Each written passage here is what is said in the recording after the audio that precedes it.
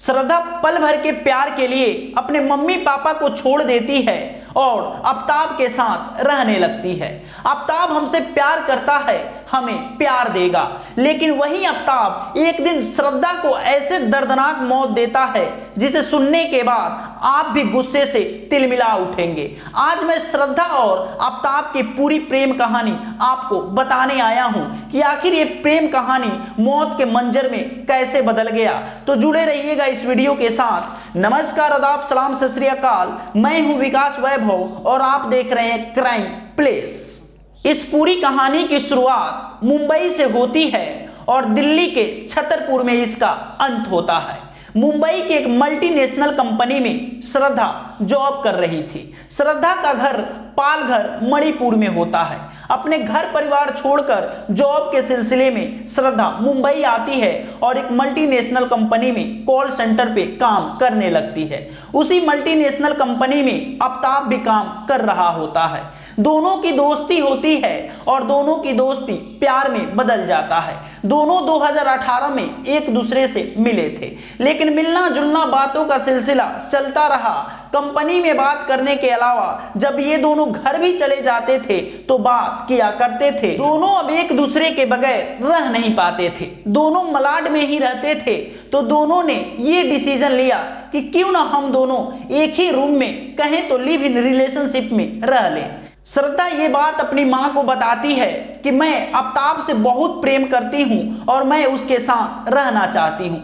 श्रद्धा की माँ श्रद्धा को बहुत समझाती है कि बेटी ऐसा मत करो, क्योंकि तुम्हें आगे के लिए बहुत इसका बड़ा खमियाजा भुगतना पड़ेगा। लेकिन बेटी माँ की बातों को समझ नहीं पाती है और माँ पे गुस्सा हो जाती है और बोलती है कि अगर आपको मेरे आफ्ताब से इतनी दिक्कत है तो मैं घर परिवार छोड़ देती हूँ और आज से आपकी बेटी समझिएगा आप लोगों के लिए मर चुकी है।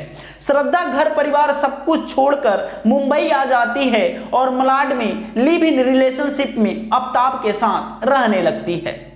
लिव इन रिलेशनशिप में रहने के बाद भी दोनों के बीच कभी न कभी लड़ाई झगड़ा चलता रहता था। यानी कहें कि श्रद्धा के ऊपर कभी कभी आफ्ताब हाथ भी छोड़ देता था, लेकिन फिर उसके बाद माफी भी मांग लेता था। इसीलिए श्रद्धा को लगता था कि बड़ा भोला है, मार देता है फिर माफी भी मांग लेता है और श्रद्धा उसकी बातों को नजरअंदाज करती रही। लेकिन एक बार श्रद्धा अपनी माँ को फोन पर बताती रही कि माँ मुझे आफ्ताब मार देता है और फिर माफी भी मांग लेता है। माँ उसे समझाई और बोली बेटा अभी भी वक्त है, तुम उसे छोड़कर अपने घर आ जाओ। लेकिन श्रद्धा अपनी माँ की बातों को नजरअंदाज कर देती है और आफ्ताब के साथ रहने में ही खुशी जाहिर करती है।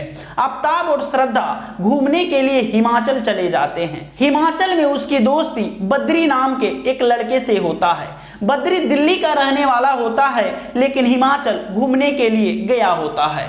दोनों की दोस्ती होती है और दोनों एक दूसरे से बातें करने लगते हैं। बद्री और आफ्ताब की काफी अच्छी दोस्ती हो जाती है। मुंबई आने के बाद भी आफ्ताब बद्री से बातें करते रहता है।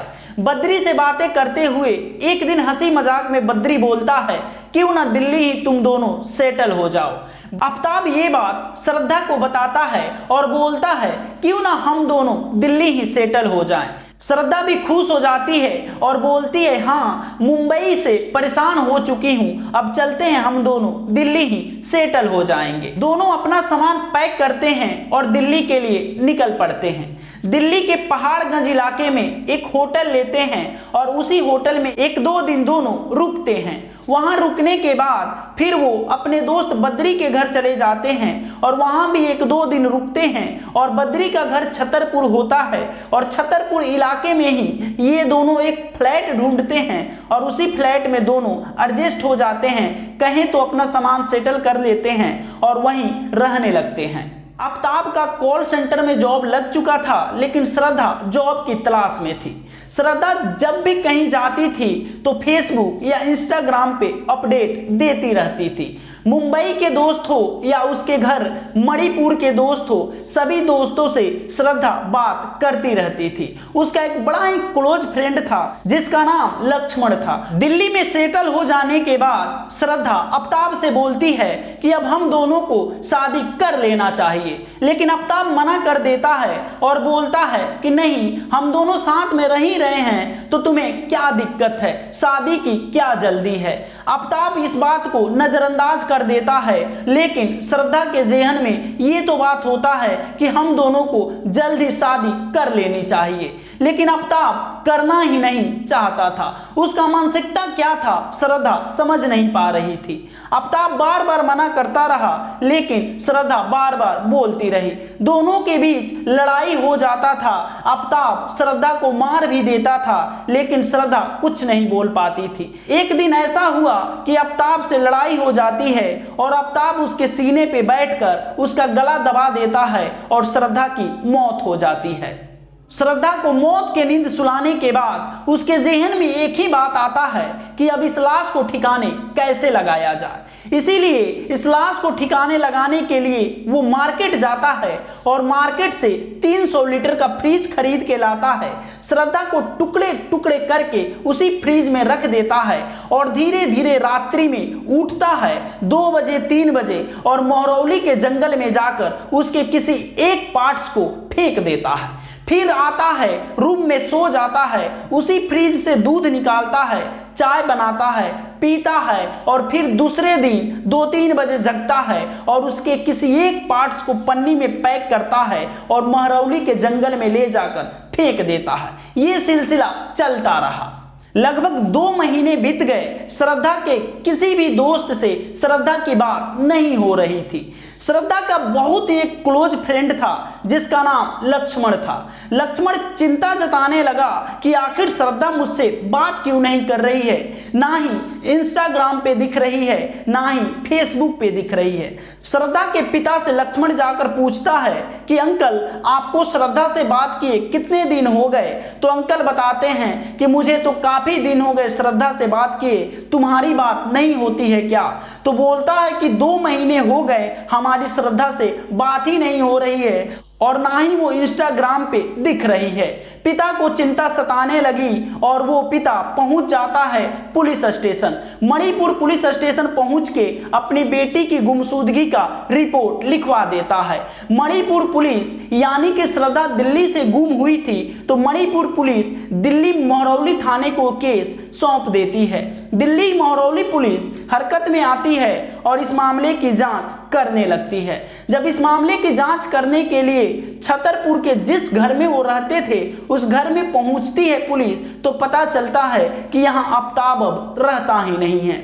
दिल्ली पुलिस आफ्ताब के मोबाइल ट्रेस करने लगती है और आफ्ताब को पकड़ लेती है। आफ्ताब से पूछताछ करती है कि आखिर तुम क्या किए श्रद्धा को, तो बताने लगता है। पहले तो बात को घुमाता है कि मुझे नहीं पता, श्रद्धा में और हमारे बीच लड़ाई हुई थी और श्रद्धा हमें छोड़कर चली गई। लेकिन जब पुलिस सख्ती से पूछताछ करती है तो बताने लगता है कि मैं श्रद्धा को मार दिया और 13 टुकड़े कर महरौली के अलग अलग जंगलों में मैंने श्रद्धा को फेंक दिया।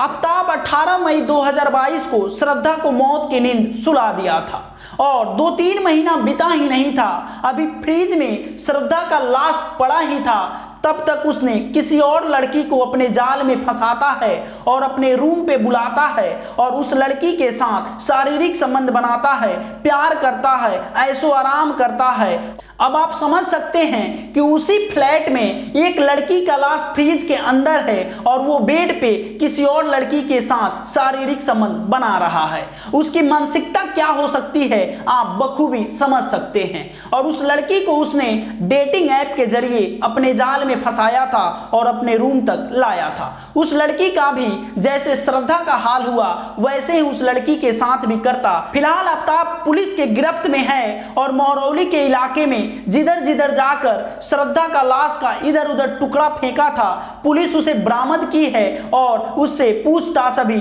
जारी रखी है। लोगों का काफी आक्रोश और गुस्सा फूट रहा है आफ्ताब के प्रति। लोगों का मांग है कि ऐसे दरिंदे को फांसी के फंदे पे लटका देना चाहिए, क्योंकि इसका एक ही मानसिकता है, डेटिंग ऐप के जरिए या जैसे भी हो किसी और लड़की को फंसाओ और उसके साथ शारीरिक संबंध बनाओ और उसे फिर जैसे तैसे या उसे मौत की नींद सुलाकर छोड़ दो। अब आप ही बताइए ऐसे दरिंदे के साथ क्या करना चाहिए। जय हिंद।